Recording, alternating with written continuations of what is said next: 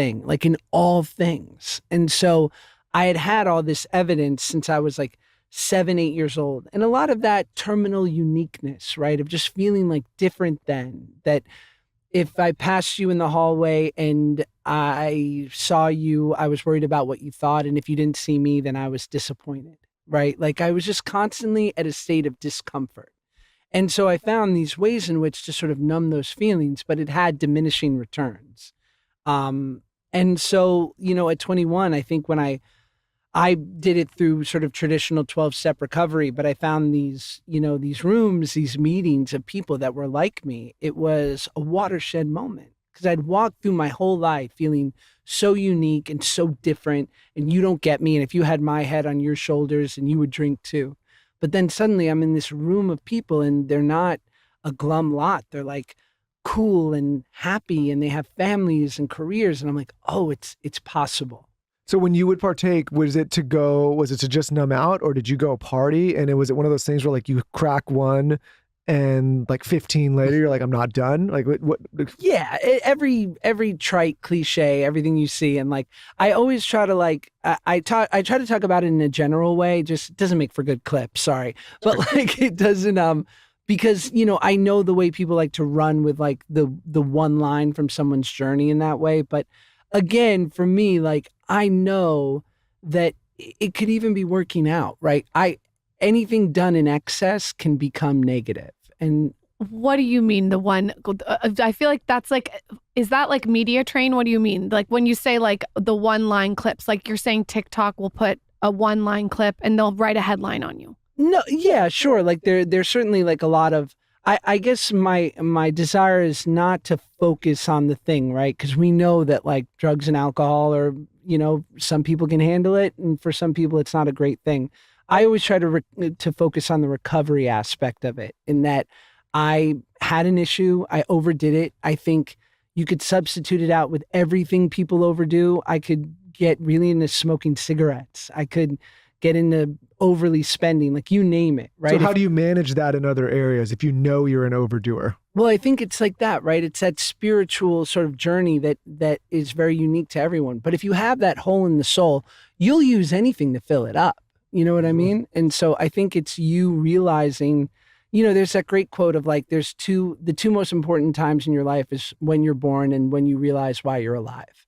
And so for me, that was like that moment of realizing like, this is something that I can't fill with success because I've been lucky enough to have a certain amount of it. I couldn't fill it with, cliche college experiences. I couldn't fill it with food. So it's going to have to come from the inside. Do you think that a part of it, because it's interesting to me that you started using after you lost weight. Do you think a part of it is like you were self-sabotaging with the weight and then you stopped doing that and then you're self-sabotaging with something else?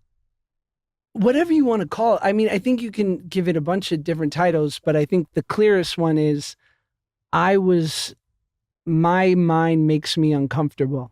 The way I think puts me at a resting state of discomfort, and I will use things to quiet that voice. And it wasn't until I found sort of recovery that I found a healthy way to quiet that voice. And what do you do now? Like what is your daily routines look like to quiet that voice and to stay in a good headspace? Yeah, besides recovery, that's what I was just going to ask you. Are there other things that you do on a daily basis or on a weekly basis? Yeah, I mean, I try to like get a sweat in every day, just get those natural sort of endorphins and dopamine and serotonin. And I try to, do selfless acts and not get caught, so I try to do good things and not get caught about it.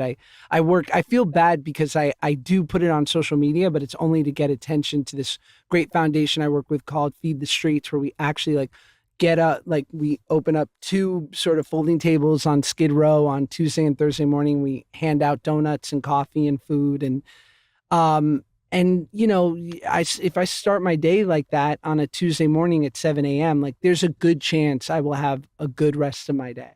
How are you going to do that with your kids? Because we have kids that are about the same age. Do you bring them along or will you bring them along? What do you think you're going to do to show your kids that?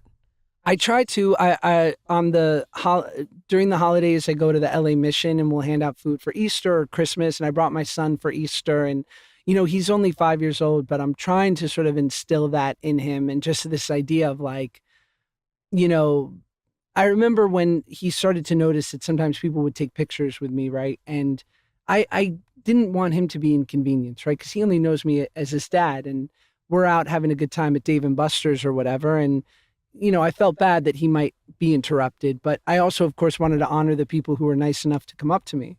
So I sort of said to him, I said, Dad has a funny job, and sometimes people like to come up and chat or take a picture. And I was like, and I'm sorry if it takes a few, a minute away or whatnot. I said, but we also get to do like, this is why we get a guide at Disneyland. I try to sort of say like, we also get to do some cool stuff because of Dad's weird job.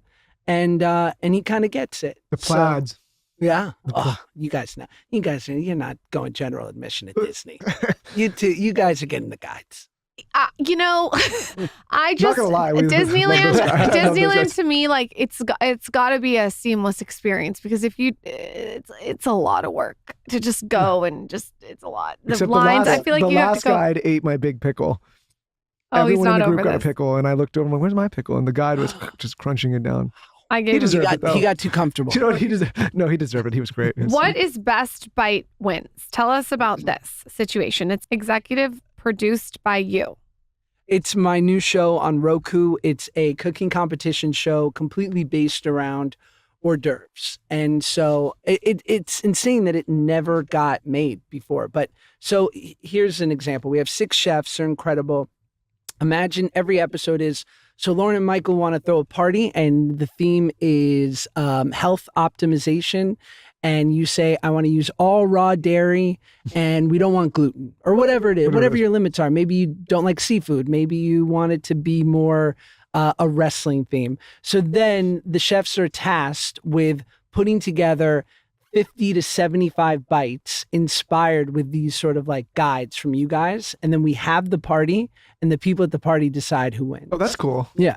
Wait, why can't they do little bowl of meats? That you could put the parameter. We'd have to find some very small ramekins, I think, for it to be a passable thing. Okay. But I'm down to try. A bowl of meats, raw cheese, raw milk, and bowl of meats. I don't know how many people are showing up to your party. What do you mean? I would come. It's a party. Do you know that Paul Saladino came on the podcast and Did he? he agreed? Did he bring his own coconuts? That was wild. He brought me raw honey. That clip is wild. I haven't When seen the he raw He brings- does travel. It is, we've had the pleasure of sitting with Paul a few times, and he does travel with the coconuts and Wait, the honey. what's so and wild all about the coconuts? I He don't. had a sack full of He coconuts. had a sack full of coconuts as his carry-on. I mean, I don't think that's that wild. That's No. wild. Me either. No, he